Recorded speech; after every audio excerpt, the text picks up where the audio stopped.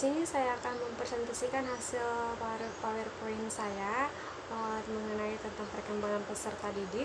Di sini akan ada beberapa poin yang akan saya bahas. Yang pertama itu tentang definisi perkembangan peserta didik. Mungkin langsung saja saya akan mempresentasikan hasil PowerPoint saya. Definisi perkembangan peserta didik. Peserta didik merupakan insan yang memiliki aneka kebutuhan. Kebutuhan itu terus tumbuh dan berkembang sesuai dengan sifat dan karakteristiknya sebagai manusia. Segala upaya pendidikan dan perilaku pendewasaan harus terfokus pada pemenuhan kebutuhan peserta didik tersebut. Asosiasi Nasional Sekolah Menengah Amerika Serikat 1995 mengidentifikasikan kebutuhan-kebutuhan peserta didik dilihat dari dimensi perkembangan, yaitu seperti berikut ini. 1. Kebutuhan intelektual, di mana peserta didik memiliki rasa ingin tahu, termotivasi untuk mencapai prestasi saat ditantang dan mampu berpikir untuk memecahkan masalah-masalah yang kompleks. 2. Kebutuhan sosial, di mana peserta didik mempunyai harapan yang kuat untuk memiliki dan dapat diterima oleh rekan-rekan mereka sambil mencari tempatnya sendiri di dunia ini. Mereka melihat dalam membentuk dan melibatkan identitas mereka sendiri pada berbagai tingkat. 3. Kebutuhan fisik, di mana peserta didik jatuh tempo perkembangan dan tingkat yang berbeda dan mengalami pertumbuhan yang cepat dan tidak beraturan. Pertumbuhan dan perubahan fisik atau tumbuh menyebabkan gerakan mereka ada kala menjadi canggung dan tidak terkoordinasi. 3. Kebutuhan emosional psikologis, di mana peserta didik rentan dan sadar diri dan sering mengalami mood swings yang tidak terduga. 5. Kebutuhan moral, di mana peserta didik idealis dan ingin memiliki kemauan kuat untuk membuat dunia dirinya dan dunia luar dirinya menjadi tempat yang lebih baik. Oke, kita masuk pada B, multidimensi perkembangan peserta didik. Multidimensi perkembangan peserta didik meliputi beberapa poin penting, yaitu energi dan kreativitas peserta didik. 5. Dimensi perkembangan peserta didik, anatomi pengembangan peserta didik, dimensi kesadaran peserta didik, kapasitas otak peserta didik. Energi dan kreativitas peserta didik. Teori perkembangan yang berpusat pada peserta didik harus mendasarkan diri pada gagasan bahwa kemampuan eksternal mereka merupakan cerminan dari perkembangan progresif dan kesadaran internal dan kapasitasnya. Perkembangan itu bukan hanya bersumber dari faktor eksternal atau akibat percintaan dan penerapan alat atau instrumen yang lebih baik yang bersentuhan dengan mereka. Perubahan perkembangan peserta didik dari luar terus terjadi karena mereka pada umumnya terus berubah. 5. Dimensi perkembangan peserta didik. Perkembangan peserta didik mengikuti alur perkembangan manusia pada umumnya. Perbedaannya, mereka menerima sentuhan dari lebih dibandingkan dengan yang tidak mengintip bangku sekolah. Karena itu, peserta didik memerlukan pengembangan sesuai dengan keterampilan sikap, perilaku, pengetahuan, dan nilai pribadi anggota masyarakat, dalam mana luas perkembangan peserta didik mencangkup 5 ranah. Yang pertama, perkembangan fisik, di mana lanjutnya realitas sesuai dengan faktor genetis.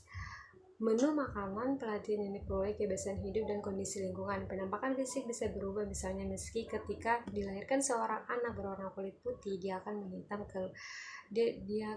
keluar hidupnya di daerah pantai dan kesehariannya berjemur di bawah terik matahari. Perkembangan sosial. 3. Perkembangan mental dan peserta didik tumbuh makin bermental stabil, arif, dewasa, dan bijaksana, sehingga bagian dari masyarakat peserta didik menjadi lebih canggih dan aplikasinya ilmu, pengetahuan, dan teknologi karena mereka harus memiliki keterampilan mental dan menganalisis, menulis, menguasai matematika, sikap mental terbuka untuk gagasan baru, kesediaan menyambut perubahan dan mencoba hal-hal baru, serta menyerap informasi tentang berbagai fakta setiap aspek kehidupannya. 4. Perkembangan budaya atau spiritual, di mana peserta didik harus menemukan toleransi terhadap orang-orang keyakinan yang berbeda, pengakuan hak asasi manusia, dan nilai umum.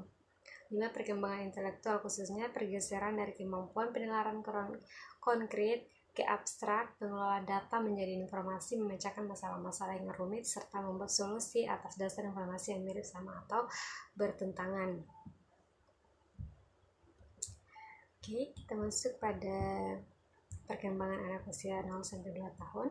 1. Perkembangan kepribadian. Selama masa bayi dan balita, anak-anak dengan mudah beradaptasi dan mendekatkan diri kepada orang lain. Hubungan awal anak-anak biasanya dengan orang tua mereka dan anggota keluarga lainnya. Menurut Erik Erikson, pada fase bayi ini anak sangat tergantung pada pengasuh. Erik Erikson berpendapat bahwa tugas utama anak-anak selama tahap psikososial dalam kehidupan pertamanya adalah belajar mempercayai orang yang merawat atau mengasuhnya. Ketika mereka membentuk hubungan dengan mengembangkan rasa mengorganisasikan diri pada tahap awal, kemudian segera mengembangkan dimensi psikologis termasuk munculnya perilaku prososial atau kapasitas untuk membantu kerjasama dengan orang lain. D. Perkembangan peserta didik usia 2-6 tahun. Perkembangan fisik umur 2-6 tahun adalah anak usia dini atau tahun-tahun prasekolah atau masa menjalani pendidikan anak usia dini atau PAUD, baik formal maupun non-formal. Pendidikan anak usia dini PAUD merupakan upaya pembinaan, pengembangan dan ditujukan kepada anak-anak sejak lahir sampai usia 6 tahun. Memang hingga kini masih banyak anak-anak Indonesia yang memasuki PAUD karena aneka alasan dan keterjangkauan kegiatan itu dilakukan melalui pemberian rangsangan pendidikan untuk membantu pertumbuhan dan perkembangan jasmani dan rohani agar anak memiliki kesetiaan dan memasuki pendidikan lebih lanjut. Beberapa pengaruh penting pada perkembangan fisik selama masa persekolahan dalam perubahan kemampuan otak, keterampilan motorik dasar dan halus, serta kesehatan anak. Pengembangan masuk pada perkembangan peserta didik usia sekolah. 1. Perkembangan fisik. Perkembangan fisik di masa kanak-kanak tengah dicirikan oleh variasi yang cukup besar dalam pola pertumbuhan.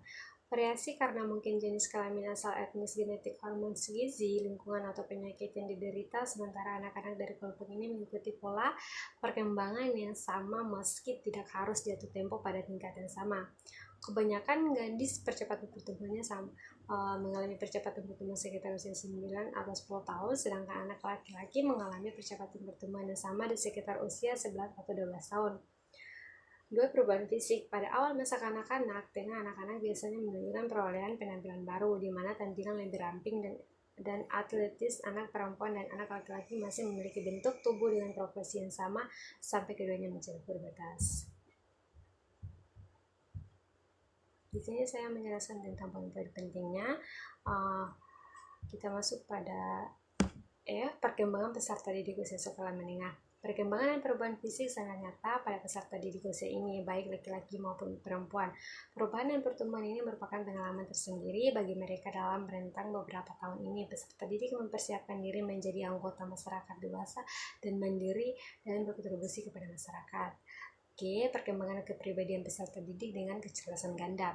Kehadiran teori kecerdasan ganda karenanya menjadi bagian integral dari usaha Gardner untuk memperluas potensi lingkup manusia melampaui batas nilai IQ.